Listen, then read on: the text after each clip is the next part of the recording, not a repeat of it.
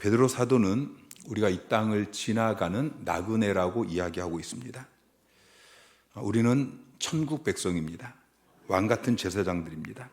그런데 지금은 이 세상을 잠시 지나가고 있습니다.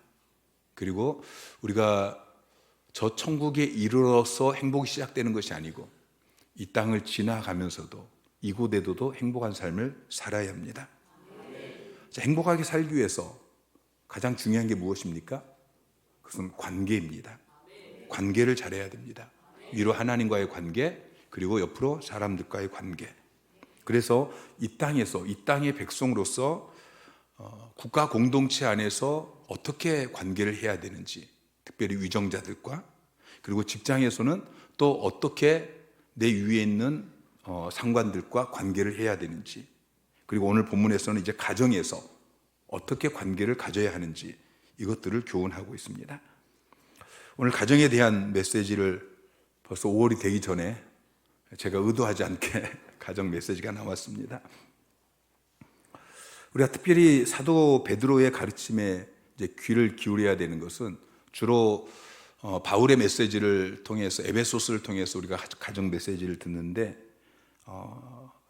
베드로 사도는 고린도전서 9장 5절에 보면은 이렇게 기록하고 있어요. 우리가 다른 사도들과 주의 형제들과 게바와 같이, 게바는 베드로예요. 믿음의 자녀된 아내를 데리고 다닐 권리가 없느냐. 바울이 쓴 이야기인데 바울은 아내가 없었어요. 독신이었어요. 그래서 부부 관계에 대해서 교훈할 때에 에베소서 5장을 보면은 가장 이제 원론적인 이야기만 하고 있어요. 그래서 가정 안에서 특별히 남편과 아내의 질서에 대해서, 그리고 가장 중요한 역할에 대해서 이야기하는데, 베드로는 결혼을 했습니다. 그리고 아내를 특별히 사랑했나 봐요. 그래서 선교 사역을 할 때에 함께 동역을 했어요. 그래서 오늘 본문을 보면은 바울보다도 훨씬 더 구체적으로 또 실제적으로 교훈하고 있는 것을 우리가 볼 수 있습니다. 첫 번째, 아내들에게 주는 교훈인데, 아내들에게 첫 번째 이야기하는 것은 남편에게 순종하라고 이야기합니다. 자, 1절 말씀 시작. 아내들아,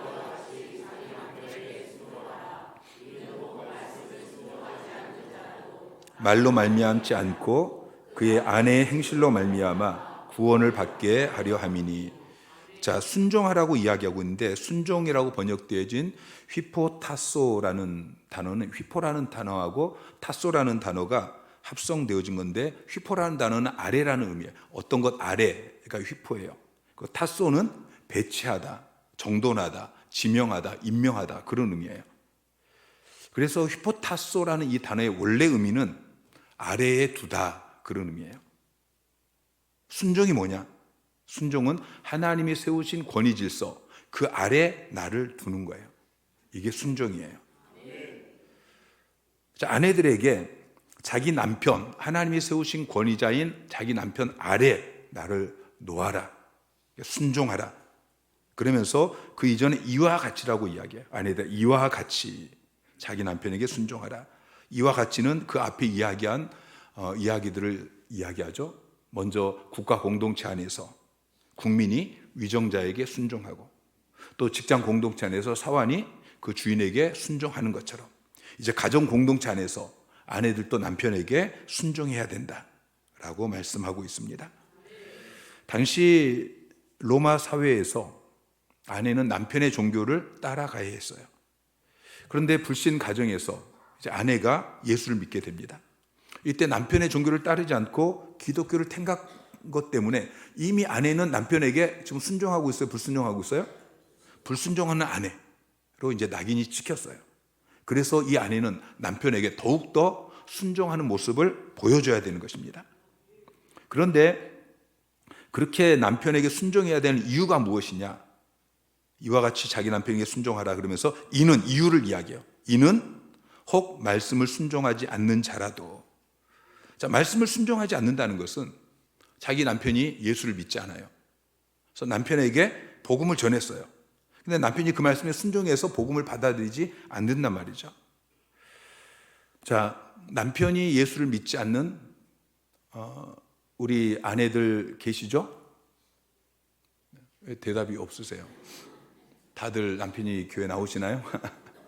자, 남편이 교회를 나오지 않는 아내는 남편에게 복음을 전하고 계시죠? 네.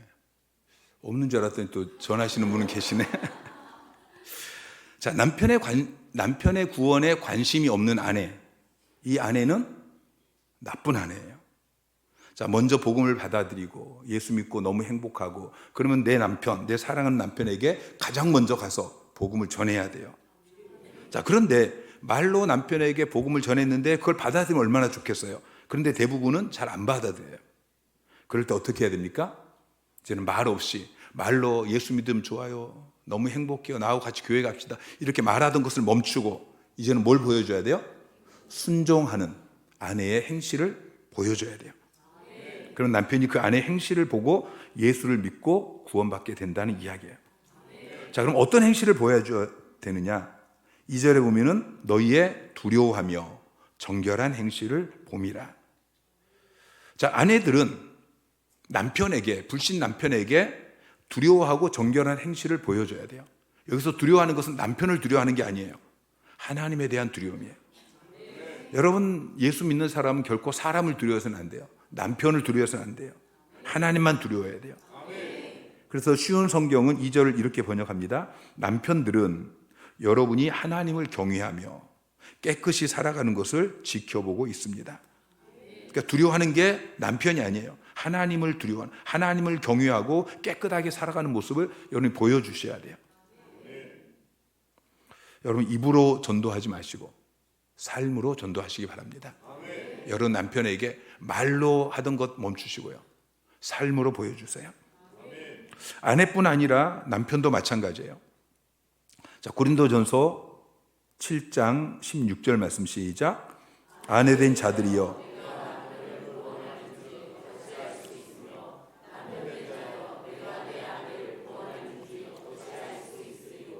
자, 아내만 남편을 구원하는 것이 아니고 남편도 내 아내를 구원하는지라고 이야기해요. 자, 여러분 집에 아직 예수를 믿지 않는 사람이 있어요. 여러분 남편이든 아내든 또 자식이든 부모든 예수를 믿지 않는 가족이 있다면 여러분은 그 가족을 전도하기 위해서 그 가정에 파송된 가정 선교사임을 기억하셔야 돼요. 중국으로 파송된 선교사도 있고요, 인도로 파송된 선교사도 있고요. 네, 여러분의 가정에 예수 믿지 않는 사람이기 때문에 하나님께서 여러분을 가정으로 파송한 가정 선교사. 여러분, 중국 선교사보다 더 중요한 선교사예요. 가정 선교사. 자, 가족 전도를 잘하는 방법이 뭐냐?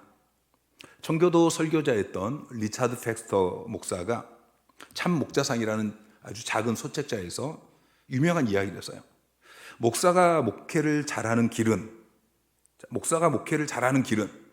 그러면서 결론적으로 하는 이야기가 목사 자신이 예수님을 잘 믿는 거다. 자, 가족 전도도 마찬가지예요. 여러분, 가족을 잘 전도하기 위해서는 어떻게 해야 돼요? 먼저 믿는 여러분이 예수를 잘 믿어야 돼요. 여러분이 가족들에게, 남편에게, 아내에게, 자식에게 예수 믿어라 그랬더니 그 가족이 여러분에게 너나 잘 믿어라, 그러면 이건 보통 문제가 아니죠. 여러분, 가까운 사람일수록, 나를 모르는 사람, 길거리에서는 그냥 전도지 나눠줘서 복음을 받아들일지 몰라요. 근데 가까운 사람일수록 전도는 말로 하는 게 아니에요. 삶으로 보여줘야 돼요. 아내들은 남편을 전도할 때에 말로 설득할 수 없다는 것을 기억하셔야 돼요. 아무리 설교를 해도, 아무리 전도를 해도 남편의 마음은 더 굳어집니다. 어떤 성도님이 자기 남편이 교회 가자고 아무리 이야기해도 자기 말을 잘 안 들으니까 기독교 방송을 집에서 크게 틀어놨어요. 목사님 설교 듣고 교회 나오라고. 그랬더니 이 남편이 아예 집을 안 들어오더래요. 자, 그래서 베드로는 이렇게 이야기합니다. 너희의 두려워하며 정결한 행실을 봄이라. 여러분, 말이 아니고 행실을 봅니다. 안 믿는 남편이 아내 행실, 교회에 가고 나서 변화되어진 이 남편의 행실을 주의 깊게 관찰하고 판단한다는 것이죠. 저 사람이 교회를 다니더니 변했네? 삶이 달라졌네? 여러분, 사람은 쉽게 변하지 않습니다. 그런데 예수를 믿더니 놀랍게 변화되어졌어요. 이게 충격이 되는 거예요. 그동안 수십 년을 같이 살았는데 그렇게 본인이 변하려고 애를 쓰고 또 변하라고 막 같이 싸우고 그렇게도 변하지 않던 사람이 교회를 다니더니 변했어요. 이게 충격이 되어져서 여러분 남편도 교회를 나오게 되는 것입니다. 그래서 아내들은 가정에서 특별히 남편 앞에서 하나님을 경외하고 또 정결하게 사는 이 그리스도인의 모습을 보여주시기를 바랍니다. 자, 두 번째는 속사람을 단장하라고 이야기해요. 자, 3절부터 여인들이 자기를 단장하되 어떻게 단장해야 되는지, 자, 3절 말씀 시작. 너희의 단장은 머리를 꾸미고 금을 차고 아름다운 옷을 입는 외모로 하지 말고. 자, 여러분 미장원 가서 머리 예쁘게 꾸미고 또 뭐 금목걸이, 금귀걸이, 팔찌, 뭐 발찌, 뭐 별걸 다 하죠. 하여튼 뭐 명품 옷, 아름다운 옷 입고 이렇게 외모를 단장하고 싶은 것이 모든 여인의 공통적인 관심일 거예요. 여자는 전쟁터에서도 거울을 본다고 그래요.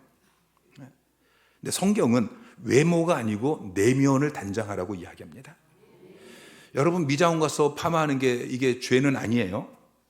여러분 목걸이 하고 다니는 게 이게 죄는 아니에요. 하셔도 돼요.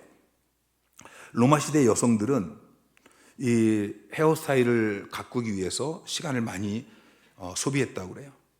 머리를 꾸미기 위해서 금은 보석으로 머리에 꽂고 또 몸에도 각종 장신구로 화려하게 그렇게 달고 또 남의 눈에 띄는 그런 최신 의상을 맞추기 위해서 돈을 많이 썼다고 이야기합니다. 자, 베드로가 말하는 것은 이렇게 사치스러운 화장 또 성적인 죄를 유발하는 그런 단장, 사치를 통해서 자기를 과시하고 경쟁하는 그런 단장을 금하고 있는 거예요. 자, 오늘 본문에 아내가 지금 단장을 해요. 왜 단장하겠어요? 남편을 구원하기 위해 단장하는 거예요. 내가 외모를 예쁘게 하면 내가 예뻐서 내 말을 듣고 남편이 교회 나와주겠지. 실제로 그럴까요? 그 당시 로마 그리스도인 아내에 대한 글이 있어요. 이 여성들은 세상적으로 차려입으면 불신 남편들이 기분이 좋아져서 예수 그리스도를 믿는데 좋은 영향을 줄 것으로 생각한다. 그러나 이것은 착각이다. 불신 남편들이 좋아하는 것은 사실이다. 그러나 남편들이 기뻐하는 까닭은 아내들의 외적 단장이 그들의 타락한 본성을 자극시키고 아내들의 기독교적 간증이 외면적 치장으로 무산되기 때문이다. 이렇게 이야기했어요. 여러분 외모를 예쁘게 단장해서 그것으로 남편을 전도하려는 이런 시도는 버리시기 바랍니다. 남편의 비율을 맞춰줘서 그래서 남편이 내가 남편하고 주일날 이번 주 하루 빠지고 놀러 가주면 남편이 기분이 좋아서 교회 나와주겠지 이런 식으로 하지 말라는 거예요. 어떻게 하라고 이야기하고 있습니까? 내면을 단장하라고 이야기합니다. 자, 4절 말씀 시작. 오직 마음에 숨은 사람을 온유하고 안정한 심령에 썩지 아니할 것으로 하라. 이는 하나님 앞에 값진 것이니라. 자, 외모를 단장하는 것이 아니고 마음에 숨은 사람, 내면을 위하여 속사람을 단장하라. 자, 그러면 마음에 숨은 사람, 이 내 내면을 어떻게 단장할 수 있습니까? 내면을 단장하는 게 무엇입니까? 그것은 남편에게 순종하는 것입니다. 자, 5절 말씀 시작. 전에 하나님께 소망을 두었던 거룩한 부녀들도 이와 같이 자기 남편에게 순종함으로 자기를 단장하였. 자, 전에 거룩한 부녀들은 어떻게 자기를 단장했어요? 남편에게 순종함으로 자기를 단장했다고 이야기해요. 그러니까 그 앞에 나오는 4절에 마음에 숨은 사람을 지금 온유하고 안정한 심령에 썩지 아니할 것으로 하라. 이건 단장하라는 이야기예요. 마음에 숨은 사람을 단장해라. 근데 어떻게 단장해요? 남편에게 순종함으로 단장하라는 거예요. 결국 지금 아내에게 요구하는 건 한 가지예요. 남편에게 순종하라는 거예요. 자, 여자가 왜 단장을 합니까? 여자가 단장하는 것은 자기 남편에게 예쁘게 보이기 위함이에요. 그런데 남편은 아내가 외모를 아무리 예쁘게 단장해도 결혼하기 전에는 외모만 예쁘면 돼요. 근데 결혼하고 나서는 그렇지 않아요. 결혼하고 나서는 외모를 아무리 예쁘게 단장할지라도 순종하지 않고 대들고 그러면은 예쁘지 않습니다. 외모, 아멘 하셨어요? 네, 잘 기억하세요. 네. 자, 외모가 덜 예뻐도 순종함으로 내면을 단장한 여인이 그게 예쁜 거예요. 자, 그런 남편에게 순종할 때 어떻게 해야 됩니까? 자, 4절에 보면은 마음에 숨은 사람을 어떻게 단장하라고요? 온유하고 안정한 심령에 썩지 않을 것으로 하라고 이야기해요. 여러분, 남편에게 순종할 때 온유하게 하셔야 돼요. 안정한 심령으로 하셔야 돼요. 자, 성경에서 온유는 어떨 때 쓰이냐면은 남이 나를 공격해요. 남이 나를 괴롭혀요. 그런데 반격하지 않고 복수하지 않는, 내게 힘이 없어서가 아니에요. 내게 힘이 있는데도 내가 같이 싸우지 않는 것, 내게 가해진 악을 앙심 없이 견디는 성품, 이게 온유함이에요. 남편이 나에게 어떻게 해야든지 성질 부리지 않고 짜증내지 않고 그냥 상냥하게 부드럽게 대하는 것입니다. 아멘이 갈수록 줄어들고, 이쪽은 아예 아멘을 안 하시는 것 같은데 지금. 자, 안정한 심령은 불안하고 혼란하고 거역하는 것, 이것과 대조되는, 불안하고 혼란하고 거역하는 이게 아니라 조용하고 평화롭고 안정된 성품을 의미합니다. 대부분의 성경이 정숙한 마음이라고 번역을 하고 있어요. 자, 우리가 지난번에 이게 바로 앞에 살펴본 2장 18절에 보면은 까다로운 주인이 있다고 이야기하고 있어요. 까다로운 주인. 근데 까다로운 남편들이 있어요. 하나님을 믿지 않고 하나님을 두려워하지 않고 아내를 그냥 제 멋대로 대하고 아내에게 때로는 폭력을 대하기도 하고 바람을 피기도 하고 또 생활비도 가져다 주지 않고 이런 남편들이에요. 그런데 남편이 그럼에도 불구하고 아내가 그 남편을 향해서 온유하고 안정된 마음으로 순종하면은 그 모습을 본 남편이 여러분이 하나님을 두려워하고 정결하게 행하는 것을 보면서 복음을 받아들이게 된다는 이야기예요. 이런 단장은 썩지 않는 것입니다. 금은 보석으로 자기를 단장하고 아름다운 옷으로 자기를 단장하는 이 외부적인 단장물은 다 썩습니다. 그런데 온유하고 안정된 심령은 썩지 않습니다. 외모를 단장하는 것은 일시적이지만 아무리 예쁘게 화장해봐야 저녁에 잘 때 지워버리면 원래로 돌아가죠. 내면의 단장은 영원한 거예요. 그리고 4절 마지막 부분에 보면 이는 하나님 앞에서 값진 것이니라. 외모를 단장하는 것은 사람에게 관심을 끌 수 있지만 온유하고 안정된 심령은 하나님의 관심을 끌어요. 하나님께서 참 값지다 라고 말씀하셔요. 바로 앞에 사환이 이 까다로운 주인에게 부당한 고난을 당하면서도 하나님을 인식하고 참는 것, 이게 하나님 앞에서 너 참 아름답구나 그렇게 말씀하신다고 말씀을 드렸죠. 그것처럼 아내가 불신 남편에게 괴롭힘을 당하면서도 온유하고 안정된 심령으로 남편에게 순종하는 그 모습을 보면서 야, 참 너 모습 값지다 하나님께서 말씀해 주십니다. 남편들만 지금 아멘이 막 크게 나오고 아내들은 지금 속이 되게 불편하시죠? 목사님 뭐 말은 쉬운데 그런 아내가 어디 있습니까? 자, 5절 말씀 시작. 전에 하나님께 소망을 두었던 거룩한 부녀들도 이와 같이 자기 남편에게 순종함으로 자기를 단장하였나니. 자, 베드로 사도는 그런 아내가 있다고 이야기해요. 거룩한 부녀들, 전에 하나님께 소망을 두었던 거룩한 부녀들이 이렇게 자기 남편에게 순종함으로 자기를 단장했다라고 이야기해요. 자, 이 거룩한 부녀들이 자기 남편에게 순종할 수 있었던 이유가 무엇입니까? 하나님께 소망을 두었기 때문이에요. 전에 하나님께 소망을 두었던 거룩한 부녀들. 여러분, 우리 아내들이요, 남편을 보면은 참 한숨이 나올 때가 있죠. 이 남편, 어제도 뭐 잠깐 뭘 봤더니, 아니, 누구에게 이 이야기를 들었나요? 첫째 큰아들이라고 하죠. 큰아들. 아들 하나 낳았는데 남편이 큰아들. 이 남편이 언제 처리될까요? 여러분, 남편에게 소망을 두면은 한숨밖에 나올 게 없어요. 여러분, 남편에게 소망을 두지 마시고 하나님께 소망을 두시기 바랍니다. 그러면서 6절에 구체적으로 사라의 예를 들고 있어요. 자, 6절 말씀 시작. 사라가 아브라함을 주라 칭하여 순종한 것 같이 너희는 선을 행하고 아무 두려운 일에도 놀라지 아니하면 그의 딸이 된 것이라. 자, 사라는 하나님께 소망을 두었던 거룩한 부녀의 모델이에요. 사라는 자기 남편 아브라함을 주라고 불렀어요. 주인이라고 부른 거예요. 그러면서 순종했어요. 사라가 남편에게 주님, 주인님 그렇게 불렀던 것은 물론 그 당시 문화 풍속의 영향도 받았지만 그것 때문만이 아니에요. 사라는 속으로도, 겉으로만이 아니에요. 속으로도 자기 남편을 향해서 주인님이라고 불렀어요. 자, 창세기 18장 12절 말씀 시작. 사라가 속으로 웃고 이르되 내가 노쇠하였고 내 주인도 늙었으니.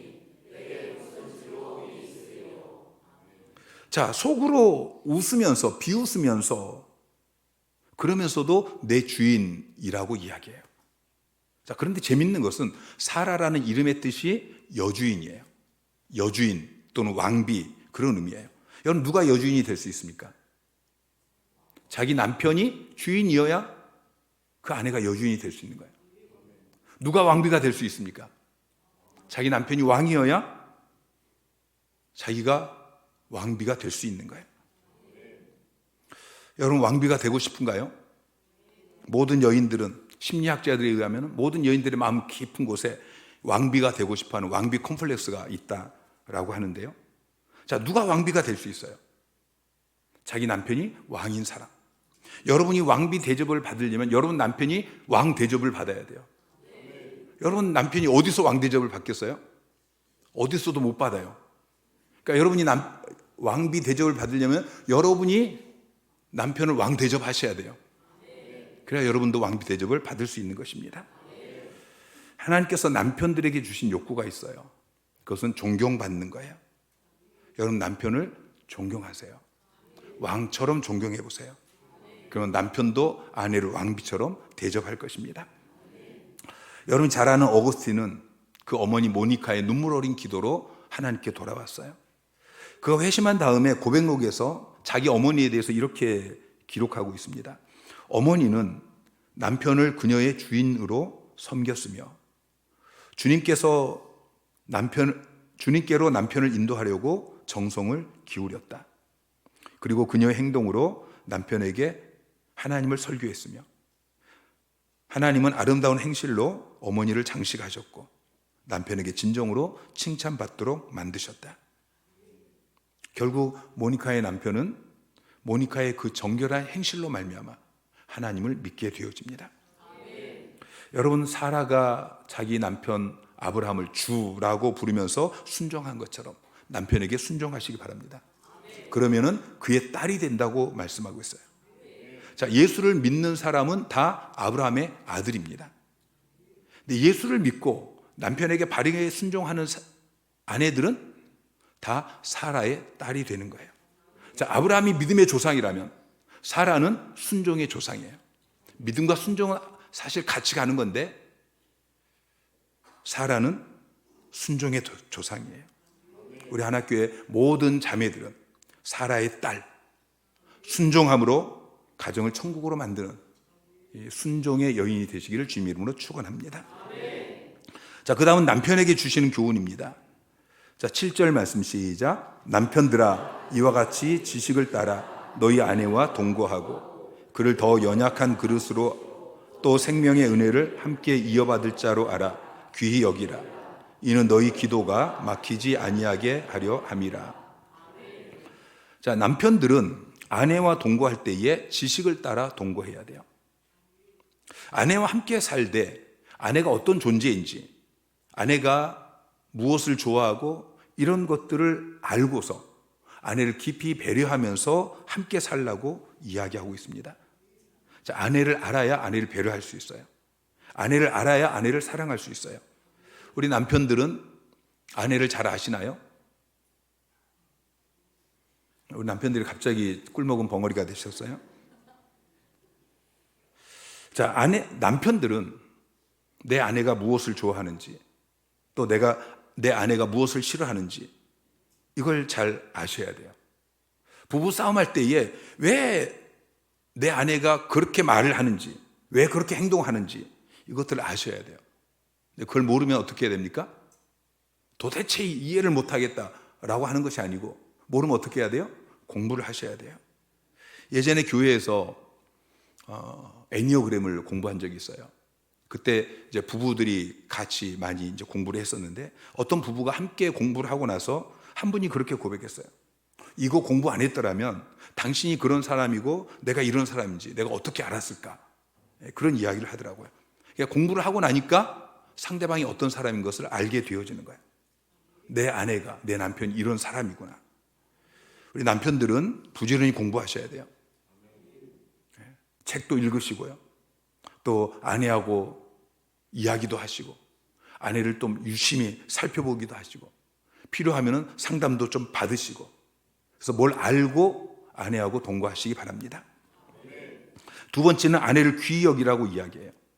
아내에게는 남편에게 순종하라, 그렇게 권면했는데, 이제 남편에게는 아내를 귀히 여기라고 말씀하고 있어요.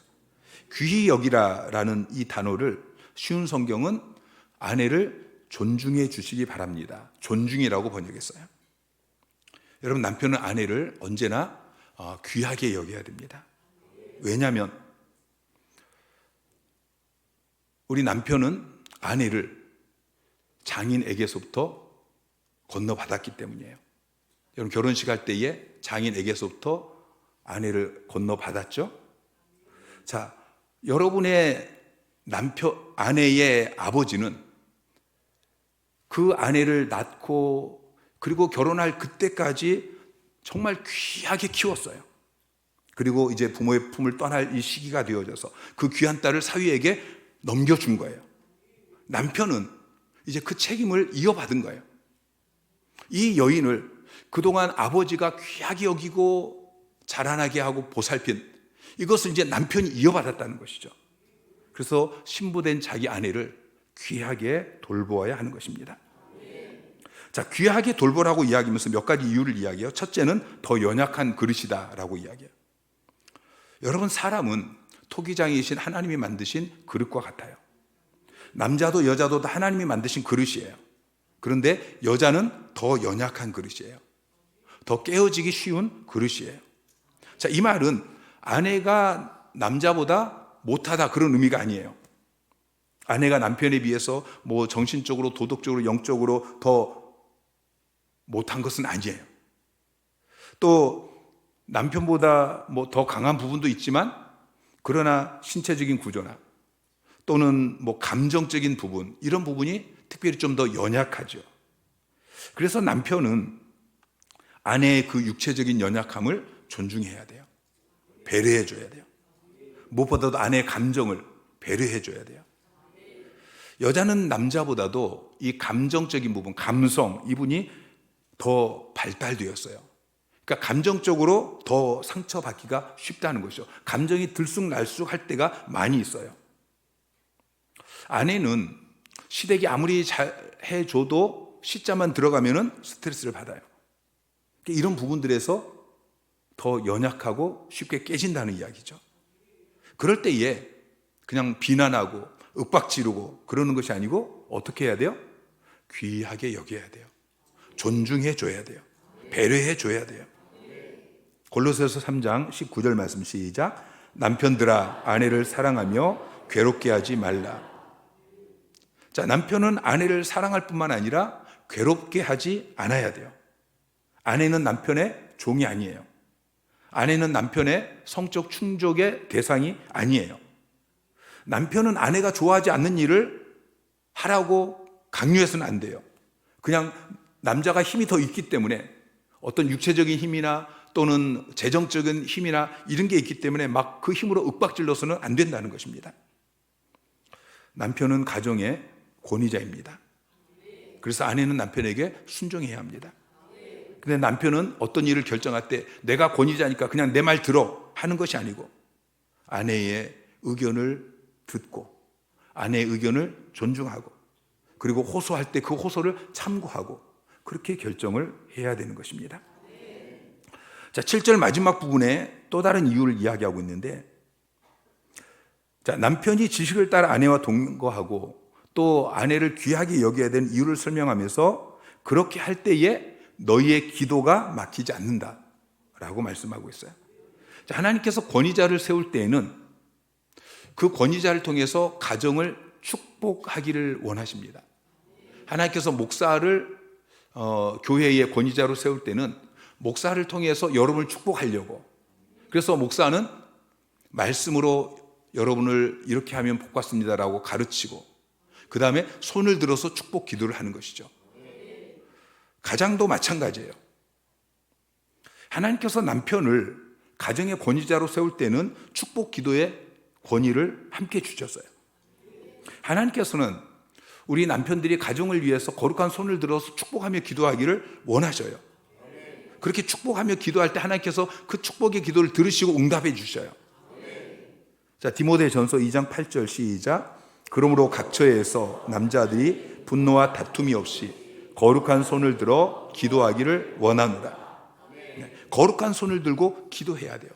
가정을 위해서, 아내를 위해서, 자녀들을 위해서, 가정의 곳곳을 위해서 남편은 거룩한 손을 들고 축복하며 기도를 해야 돼요. 제가 여러분을 위해서 축복 기도하지 않으면 이것은 목사의 직무를 유기하는 거죠. 왜 남편들이 가정을 위해서 축복하며 기도하지 않는 것은 하나님께서 맡기신 정말 너무 중요한 일을 하지 않고 있는 것과 같다는 걸 기억하셔야 돼요. 손을 들어서 가정을 축복하며 기도하시기 바랍니다. 그런데 아내를 귀하게 여기지 않으면서 그 남편이 손을 들어서 기도하면 하나님께서 그 기도를 듣고 축복하지 않는다. 그 기도는 하늘에서 상달되지 않는다. 막혀버린다 라고 이야기해요. 여러분, 이건 큰일 난 거예요. 많은 우리 남편들이 갑자기 돈줄이 막히고 갑자기 인맥이 막히고 그럼 막 큰일 났다라고 이야기하는데, 기도가 막히는 것은 별로 중요하게 생각하지 않는 것 같아요. 가장 중요한 게 기도가 막히는 거예요. 여러분, 기도가 막히면 다 막힙니다. 올라가는 기도만 막히는 것이 아니고 역방향으로 하나님께서 여러분의 가정 가운데, 여러분의 일터 가운데, 여러분의 손을 들어 축복하는 그 모든 것 가운데 하나님이 부어주시는 그 축복이 막힌다는 것을 기억하셔야 돼요. 그래서 기도가 막히지 않게 아내를 귀히 여기고 존중히 여기는 우리 남편이 되시기를 주님 이름으로 축원합니다. 오늘